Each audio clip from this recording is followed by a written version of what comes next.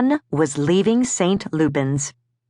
At some point that day, a cargo ship would make its annual stop at the orphanage to drop off a year's supply of dehydrated gruel powder, just add water, and other provisions. Any orphan with a passenger ticket would then be allowed to board and leave with the departing ship. Since the government cut off its orphan tax credit at age 13, the matron was only too eager to get rid of children she could no longer exploit.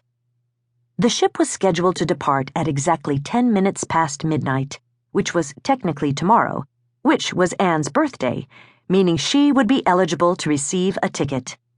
So in less than a day, she would walk through St. Lupin's gates for the last time. Or, in child labor terms, Anne was roughly 23 chores away from complete freedom. There was only one problem. She had no place to go. Or, more accurately, she couldn't go to the one place she most wanted to go.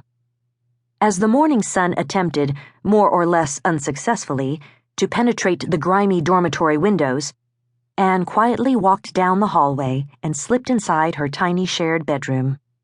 She closed the door equally as quietly and tiptoed the 4 steps to her bed, trying to avoid the floorboards that squeaked, which was especially difficult given that this included all of them. She took such care so as not to disturb the blanket-covered lump in the bed 4 steps in the other direction. The lump grunted loudly and mumbled, but remained asleep. Anne sat heavily on her bed, sending out a small puff of coal dust from her clothes. After a night spent working in the mines, her body ached for sleep, but there was no point even in lying down. Everyone was due in the front hallway in 15 minutes. Besides, with the excitement of her birthday, coupled with the unease of her coming departure from St. Lupin's, her mind was anything but sleepy. In an attempt to make herself presentable, she ran her hands through her thick curly hair several times, but, as usual, her hair had a will of its own. Then she tried to rub off some of the coal dust that seemed forever ingrained under her fingernails and in the pores of her dark brown skin, but she basically only managed to transfer dust from one place to another. With a sigh, she moved on to packing, which is easy when you have next to nothing to pack. Anne reached under the thin mattress and pulled out her few meager possessions. The first was a homemade pocket knife she'd built from various odds and ends. The rest consisted of several dozen slips of paper. On one side of the papers was printed the rejections from all the Quest academies to which she had applied. On the other side was the stated reason for the rejections: no proof of origin. More than anything, Anne wanted to go on adventures and ultimately to find her real home.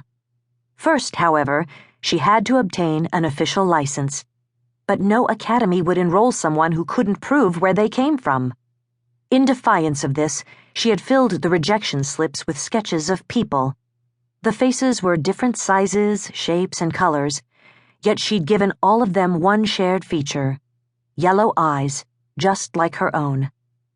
Anne had never actually met anyone else with yellow eyes, but she knew they must exist because she herself must have come from somewhere.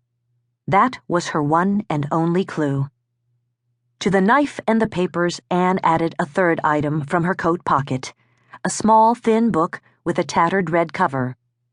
Every day after her shift in the mines, Anne would sneak into the boarded-up library, replace whatever book she'd taken the previous day, and unofficially borrow another one.